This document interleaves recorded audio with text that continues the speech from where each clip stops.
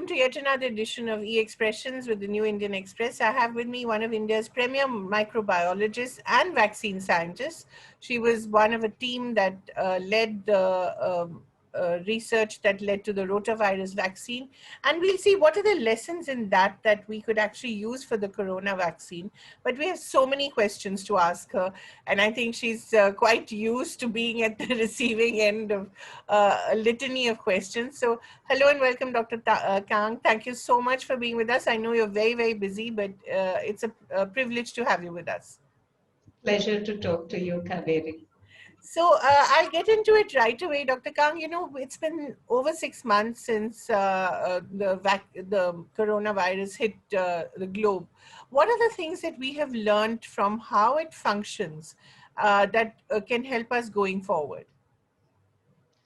I think one of the things that we've learned is that in many ways, this virus behaves in a predictable fashion.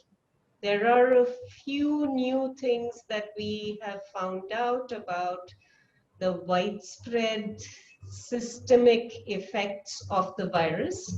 But by and large, this virus is behaving like most RNA viruses that cause infections in humans. It's behaving like most viruses that cause mucosal infections. So in terms of infectious disease researchers, we have a lot of lessons that we've learned from other viral infections that we can apply here for both transmission as well as for disease. So public health and clinical management, both can be done better by taking lessons from other viruses. Yet this is far deadlier. Actually, no. Okay. This virus does not kill a lot of people that it infects. And this is something that I keep bringing up. The numbers are scary. Yeah. The numbers are scary because of how infectious this virus is. Right. But if you have an infection, the one thing that is very clear from India, from other parts of the world, is that not everybody is going to get severely ill and not everybody who is infected will die.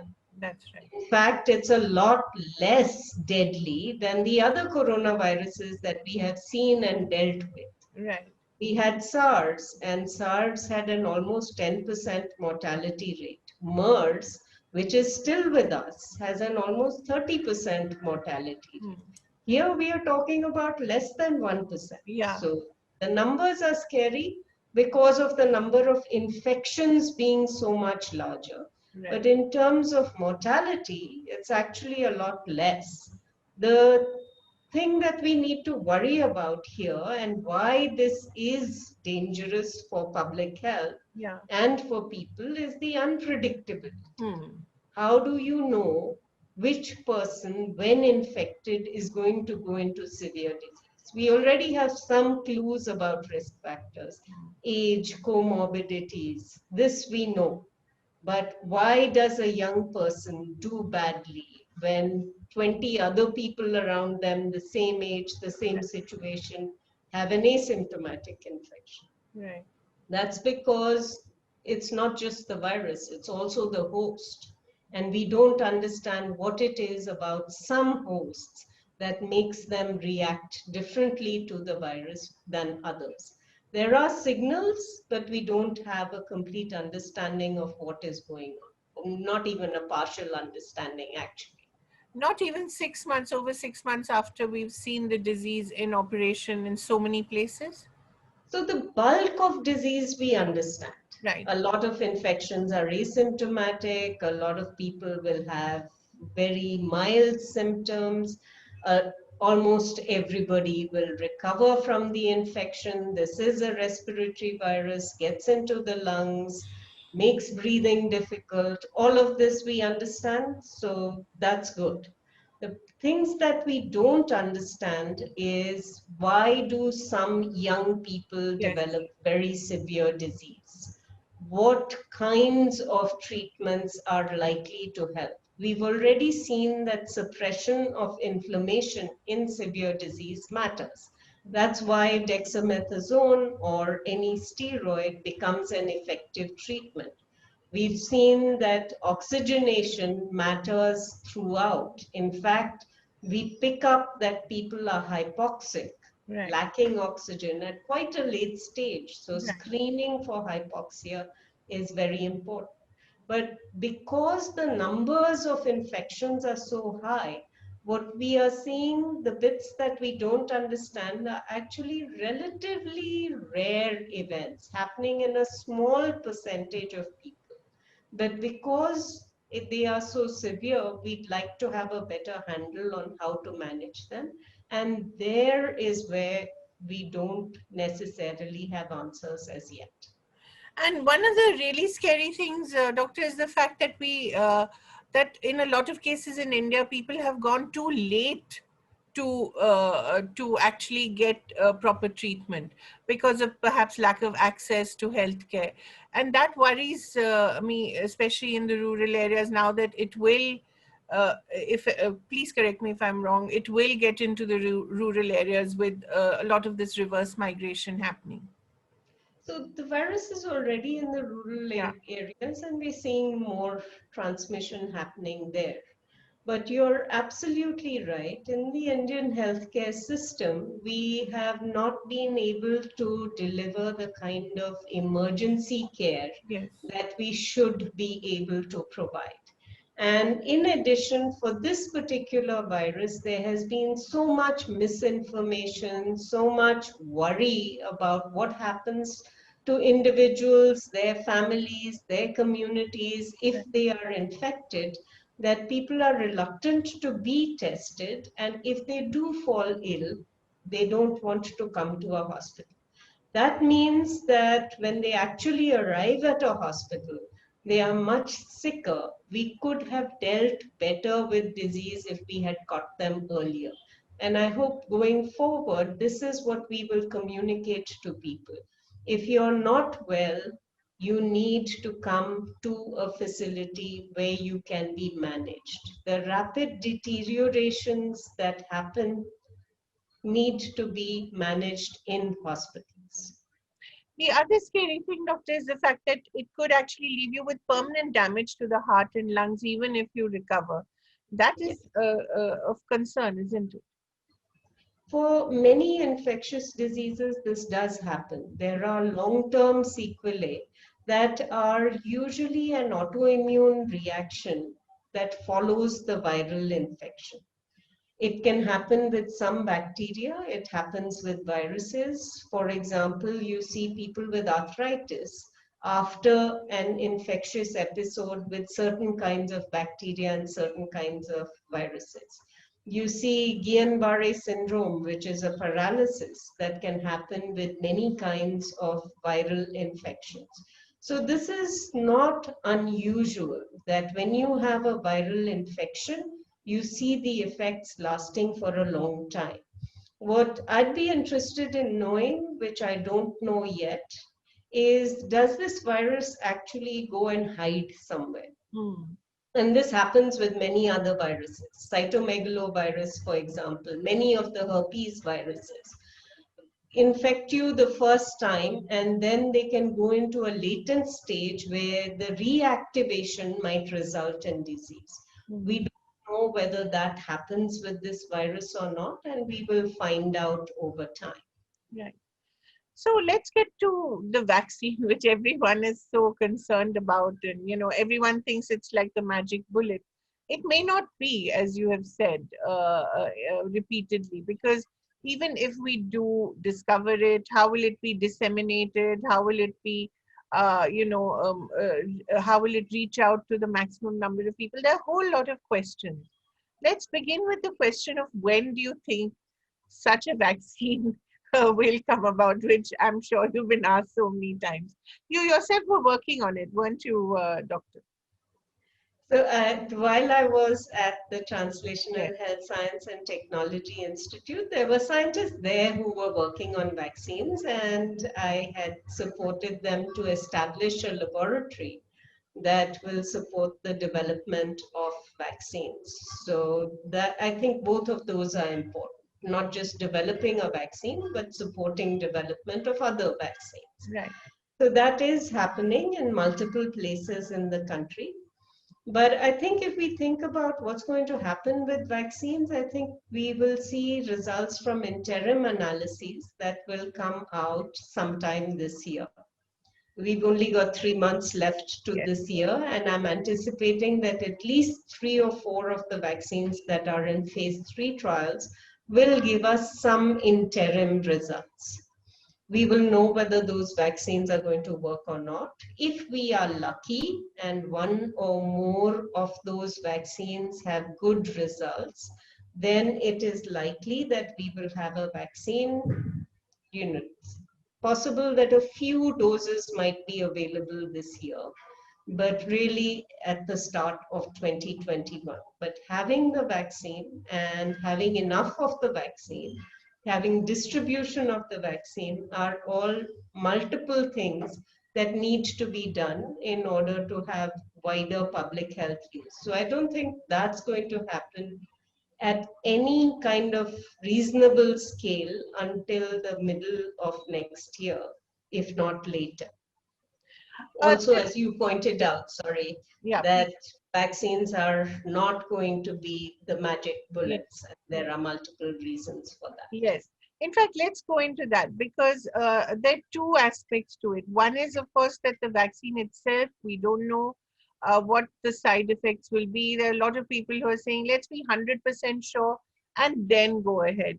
I think you are of the belief that let's just go ahead and then let's see. So there are two schools of thought to that, if I'm not mistaken. That's one. And the second is, of course, the vaccine itself. There's a certain amount of political pressure to get it out in various countries, not just in India. How do we balance this political pressure and scientific ethics and maintaining that integrity? So, one thing to remember is that the vaccine is not going to be a perfect vaccine. Certainly not the first generation vaccine. So if you look at where WHO, the FDA, and now the DCGI have said how well a vaccine needs to work, they're saying that the vaccine needs to prevent disease in 50% of the people who have been vaccinated. The vaccine needs to have 50% efficacy, Right, right? So that's not a perfect vaccine in and of itself. We may find that it's actually 70 or 80% efficacious. I doubt very much that we're going to find any vaccine for a mucosal infection that is 100% efficacious. So if you have a vaccine that is 70 or 80% efficacious or 50% efficacious, it still has value. right, It's going to decrease disease in the population by 50%. And that means if you have that many people who are vaccinated, plus ones in whom the vaccine fails and they develop infections, you're getting that much closer to herd immunity. So I definitely don't think we should wait for a perfect vaccine, but I do think we should wait for clinical efficacy results, which means testing vaccines in thousands of people, not hundreds, and generating safety data from those people. Now, once we have that safety data, safety monitoring does not stop when the vaccine trial ends and the vaccine is licensed.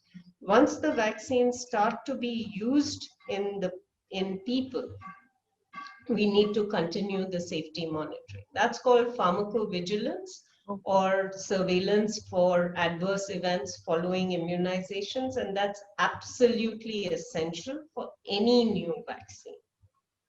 Doctor, there's been some concern about the side effects in the trials that have happened, especially I think the AstraZeneca trial.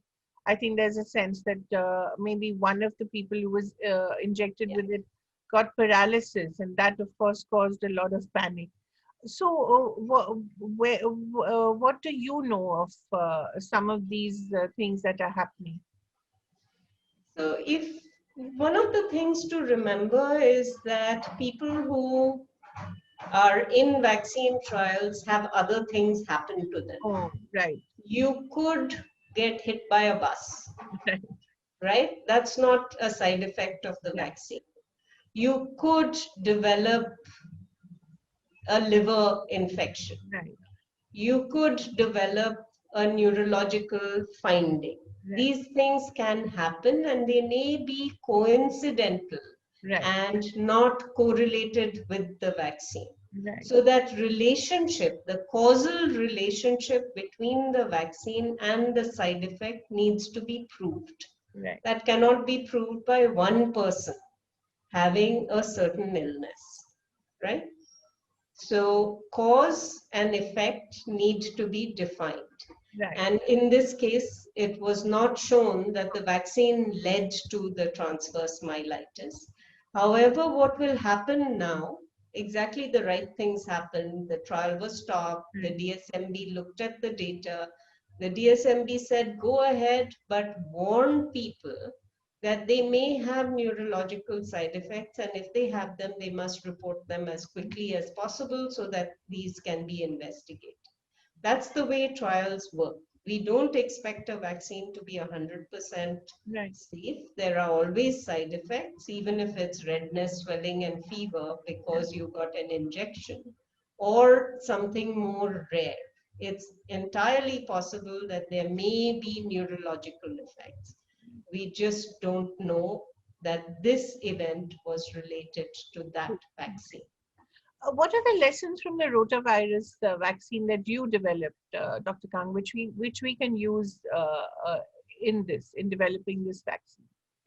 So I think one, let's start with safety because that's what Yeah. we were talking Yeah. about. Rotavirus vaccines have been associated with intussusception. Mm. The first rotavirus vaccine that was licensed was actually withdrawn because of an association with intussusception. Okay. So then really large trials were done, 60, 70,000 infants.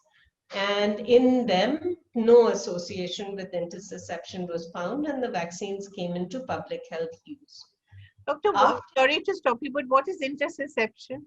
intussusception is a telescoping of the gut, of one section of the gut into another. So Okay. if you think about a glove, and if you push the finger of the glove back inside to where the palm is, that's where what intussusception looks Okay. like. Okay. So sometimes when that happens, when the one part of the intestine goes inside another Mm. part, it can get stuck, the blood supply can be That's dangerous. compromised. It can lead to gangrene of the gut. It can lead to septicemia and death. Oh. If you pick it up early, it can be sorted out by something as simple as giving the child an enema, Okay. because that water going in essentially Right. pushes the This stuck is bit out, right. right?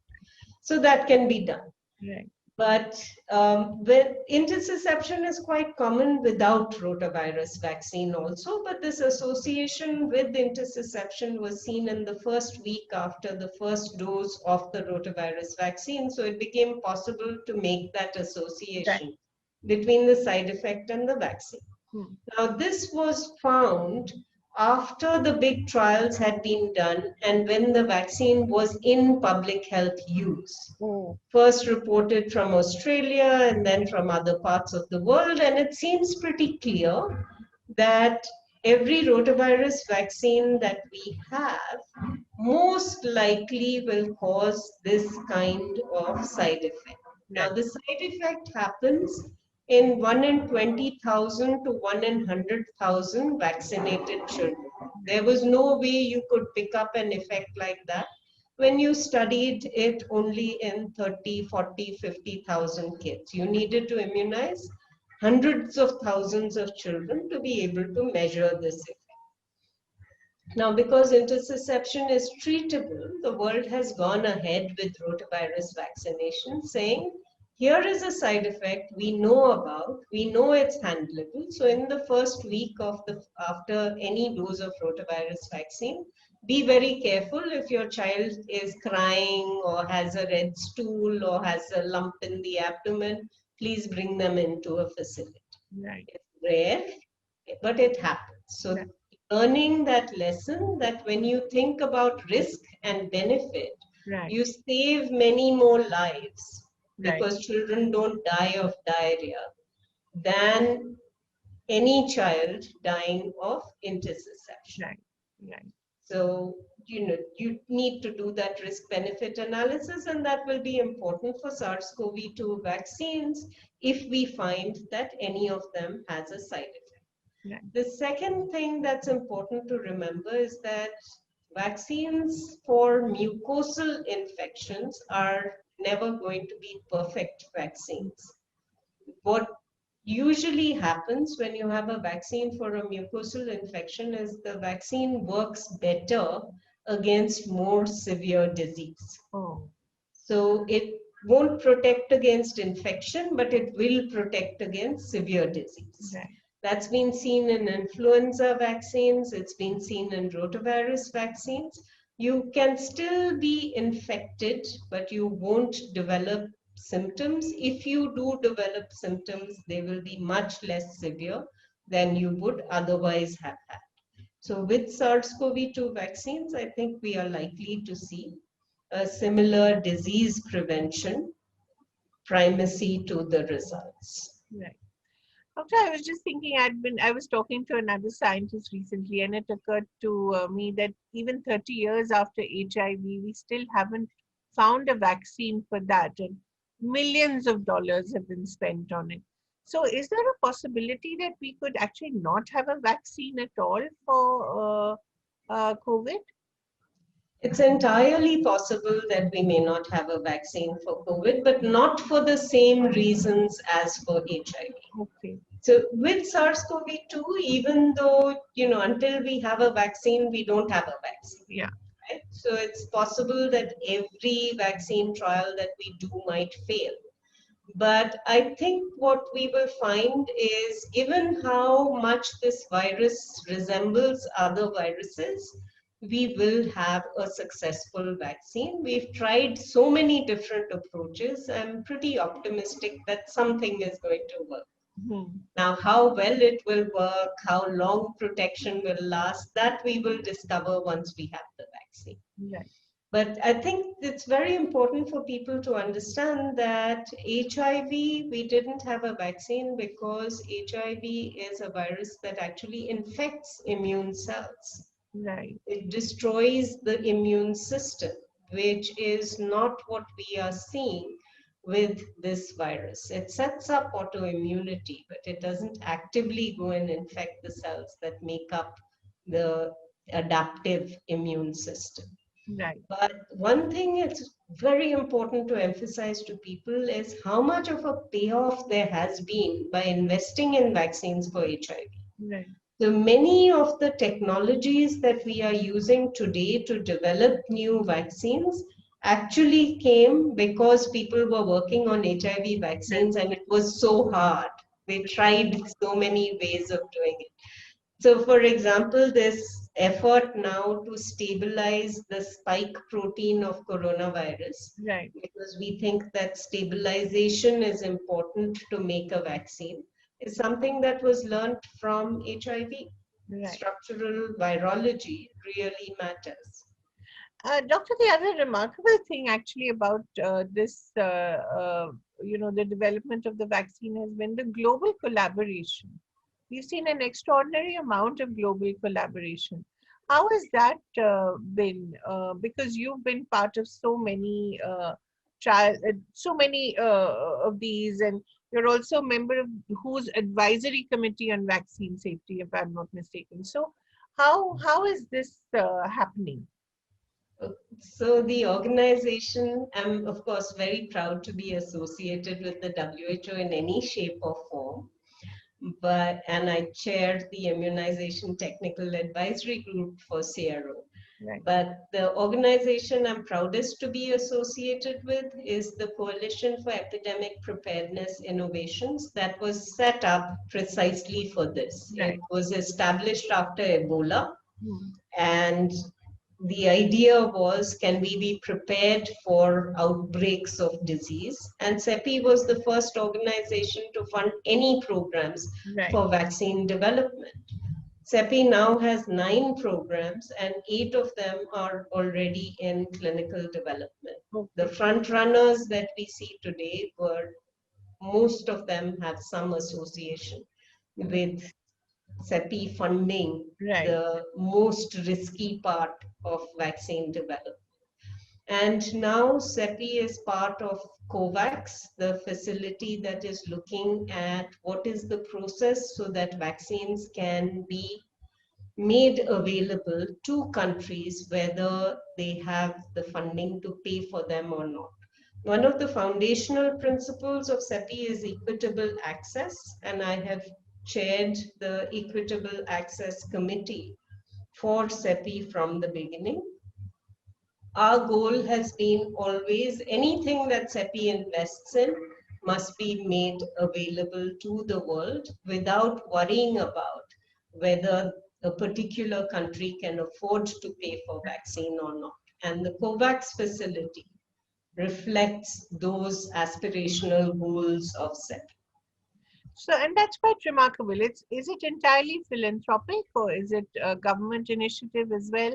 How has something like this come about, and is there a model in it for public healthcare, for the public healthcare system in India? So I think CEPI is part of the COVAX facility. It's leading that with Gavi. So Right. CEPI is focusing on the vaccine development, and Gavi will worry about the vaccine purchase and deployment. Right. And WHO is responsible for developing the allocation framework by which vaccines will be distributed to different countries. But the ACT accelerator, or the access to COVID-19 tools accelerator, is not just about vaccines. It's also about diagnostics and drugs. Right. And we've never seen the world come together like this to address an infectious disease. Right. WHO tried to do this with H1N1, and it didn't really work. There weren't this number of partners at the table.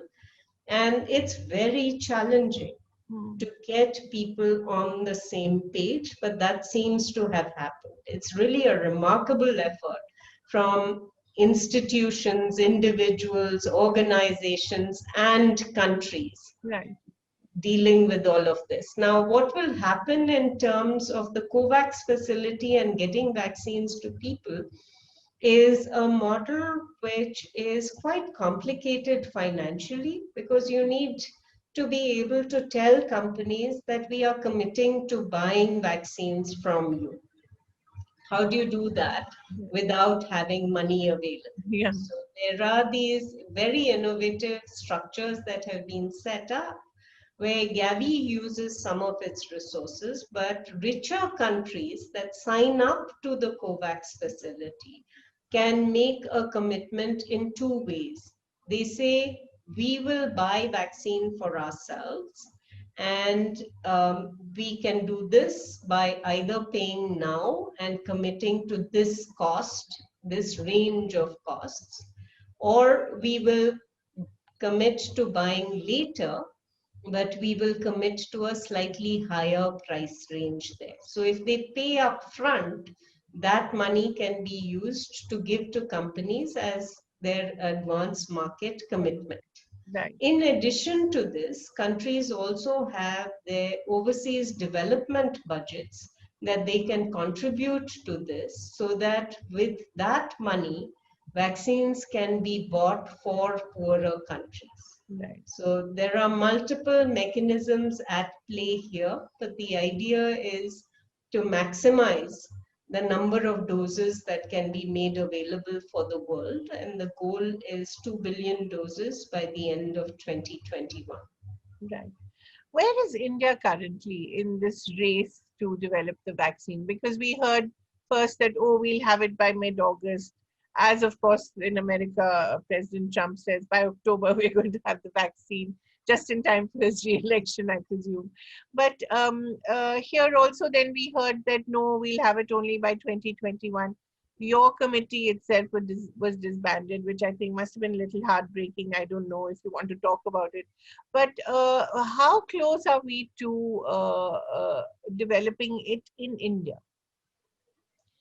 At the moment, we need phase 3 clinical trials, and the trial that is being done by AstraZeneca is in 1,600 individuals. So that's, while it is labeled a phase 2-3 trial, it's not really going to give us significant clinical efficacy results. So Right. our best hope really is that AstraZeneca will have clinical efficacy data from the trials that it's doing outside of India. It will have immunogenicity data from the trial that is being done within India. And that whole package, if everything looks good, will lead to licensure in India. Right. That I see as our fastest way of getting a vaccine in the country. The other two vaccines that are in clinical trials, the Zycov-D from Zydus Cadila and the Covaxin from Bharat Biotech, will both need to generate clinical efficacy data, which means they have to vaccinate enough people and have compare them to unvaccinated people to show that the vaccine prevents 50% of symptomatic infections. That will take a while. You want to address your own efforts, which were suddenly stopped? I think the committee didn't really last very long, and I'm not privy to the decisions that are made in the government about why certain committees should be formed or dissolved. I think we can see from both ICMR and the Department of Biotechnology that both of them are offering a lot of support to vaccine companies that are developing vaccines, as well as to some academic efforts. So it doesn't matter really who's giving advice or who's leading a committee as long as the work is getting done. Right. Spoken like a true scientist. You don't let politics interfere in your work. But um, uh, the fact is that we have to live with this. Is that so? We have to learn to live with this virus, even if we do get a vaccine. I think that's going to be the case. Whenever you have a virus that causes asymptomatic infections, as this one does, then you're not going to be able to identify every infection unless you have an effort of the kind that we have had for polio. Right. Vaccinate the world many, many, many, many times. Right. And I think eradicating disease may be something that we would think about many years in the future. All, this kind of disease that is restricted to humans. And well, it's not really restricted to humans because we know that we can give it to animals and get Right. it from animals. But potentially it is something that we could eradicate. But the time and effort that it would take, the resources that it would take, I'm not sure that we necessarily have the bandwidth to think about that now. Doctor, how did you get into this field? And did you ever imagine that there would be a contagion of this sort that would grip the world and, set it completely, just stop it, just stop the world? So this is something anybody who deals with virology, Yeah. and particularly deals with inter species transmission. Rotavirus also, by the way, can be transmitted from animals to humans and Oh, really? humans to animals. Okay. We don't, until we study it, we don't know how frequently it Hmm. happens. A lot of people started out this with blaming China Yeah. and saying because they eat exotic Yeah. species. But you could easily have a virus that hops over from your pet dog or your cat or, from a cow and establish itself in humans and spread. So it's not restricted to exotic animals. It's just that they have a variety more of viruses that haven't been studied. So we expected this. In fact, this is not as bad as it could have been. I Really? know it sounds kind of uh, not appropriate to say that, but a really bad influenza might have been worse than this. Right. Remember again, this is a virus that is showing us less than 1% mortality. Right. If you Right. look at infection fatality rates, they're likely to come down somewhere around that.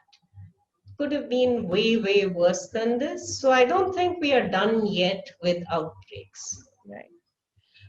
Doctor, do we know exactly what caused it? Do we still know? There's still, those conspiracy theories, and of course, there's the wet market theory. Do we know for sure? I don't think we know for sure. I know that there are ongoing efforts to try and figure out what the source is. We do know that it was in bats for a while, but the link from bats to humans Hmm. and what intervening species there might have been has not been elucidated as yet. Hmm. If we keep looking and looking at scale, we may find it or we may never know. But just that personal question, did you, when you went into this field, uh, did you imagine that this would happen? I know you're saying it could have been far worse, but even then, did you ever imagine it would be so bad? I think if you read the history of the influenza Influenza, epidemic, yeah. Yeah. That it was what, tells you, 11 million people, right?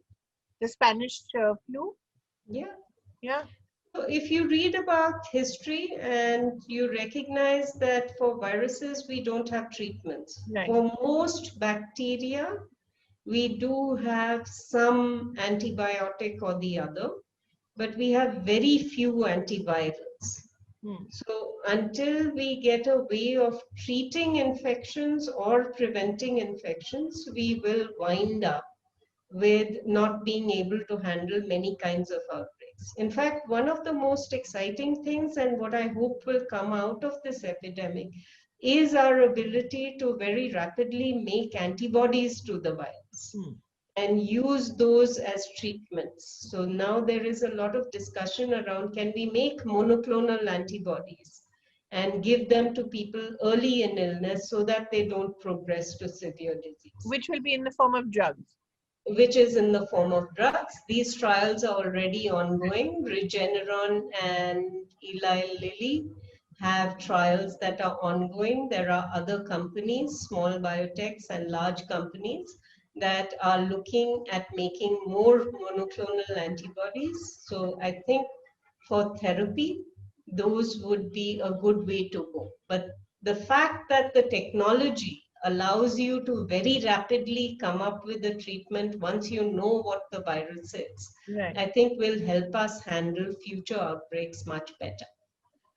So, almost a last question. What are the lessons for India's healthcare from this, which you feel we really urgently need to fix?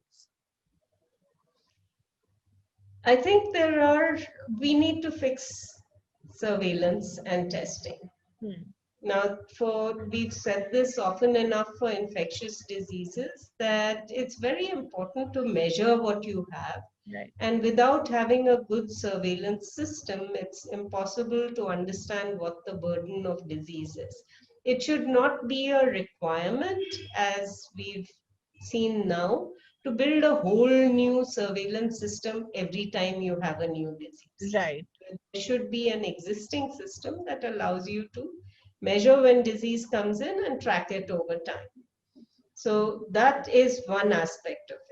The second aspect is, this is a disease where a lot of control is going to come from the way people behave. Hmm. So if you think about prevention of disease or prevention of transmission, what you need is a healthcare system that gives you the right messages at the right time. And that's only going to happen if you trust the system. Right. So how many of us go to a government hospital right now when we are sick? Yeah. If it's not AIMS, we don't go there, Exactly. right? How do you build a healthcare system that everybody in the country trusts? Right. You do that by building out quality healthcare from the primary health Right. centers.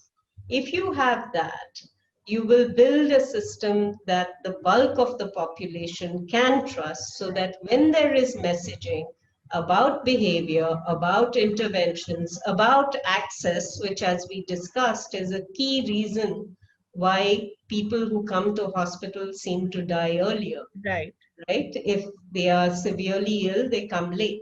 right. Now, that can only be countered by having a healthcare system that we believe will give us the services that we need. And it's not necessarily a matter of enormous investments. Sometimes it can just be innovations, right? So I think for a lot of healthcare, and investment in prevention is very important. Right. And as I said, in this case, a lot of prevention is about behavior. Yeah. It's about wearing masks. It's about washing hands. It's about staying away from people. How Right. do you build a system where, when the healthcare system tells you to do this, you do this voluntarily, Right. not as is happening now when you are forced or fined or, beaten to comply. Do you think we've learned our lesson from the lockdown, or have we just gone back as a society to our bad old ways? I think it varies by location and by stratum of society. I think messaging matters a lot, and I'm not sure that people have received the messages that we wanted to deliver. There's a difference between persuasion and force. Right. And when you persuade people to adopt certain behaviors, those tend to be longer lasting changes than if it is something that is imposed on you. Right. Doctor, tell me a little about you personally. Are you back in Vellore, and what are you working on currently? So I am back in Vellore You're and back delighted to, to be back home. yes, it's good to be with my family again. It's been a long time away, How long? but About 2 years or four more? years. 4 years. So they Yes. must be happy to have you back. I don't know if they are more troubled by me being always on their case or happy to have me back, but I'm certainly happy to be here with them. Right. And what are you working on right now? So we are continuing our work on rotavirus. We are actually now also working, a colleague of mine is leading some work on typhoid, Right. and it's incredible how much disease we are missing. We're Okay. starting a new program on maternal and child health that is in remote parts of the country. And then we are also thinking about how to approach the question of reinfections in COVID. Right. You talked about typhoid. What are we missing there? Just how much disease there is. There is. We had this hypothesis that because everybody has rampant use of Yeah. antibiotics in the community, and because blood cultures are not frequently done when people have a fever, we actually were missing a lot of typhoid. Okay. And we've done over the last 4 years this very large study across the entire country to see how much we were missing. Oh, And the WHO actually defines a country as being highly endemic for typhoid when there are more than 200 cases a year per 100,000 years, child years of follow-up. In our case, we are finding that we are over 1,000 wow. cases of typhoid per God, 100,000 child years of follow-up. So 5 times what WHO calls highly endemic. God. We have a vaccine. We don't use it. It's Right. in the private healthcare system. It's been there for 5 years. And the public health system, which is where the kids who get the sickest with typhoid, doesn't use the vaccine. What can we do to make it available and to spread this message that while we continue the fight against COVID, typhoid is an equally big public health emergency? I think the only thing to do is to continue to communicate with government. Right. There are lots of issues with, again, I told you about vertical systems for surveillance, Yeah. and we built one for rotavirus, we built one for typhoid, Right. the countries built one for COVID. We're thinking about influenza. We have some level of surveillance, but not really the kind of community-based studies we need.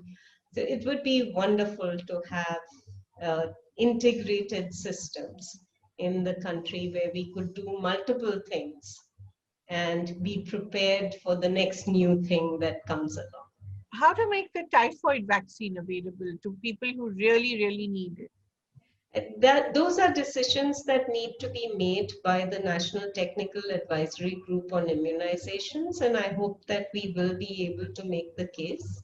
In Pakistan, in fact, was an outbreak 3 years ago of an almost completely drug-resistant typhoid. They also have the same problem of Right, widespread antibiotic usage, right, and they had an extensively drug-resistant strain of typhoid, which infected people, killed hundreds of people. And they have now introduced the vaccine in their routine immunization program. In India, I'm not sure that it would be possible to do it countrywide, but at least in the locations where we can predict typhoid is going to right, be high, right, we should be doing it. And cities are at risk. right. And it perhaps kills more people than COVID? We think that the mortality is pretty high.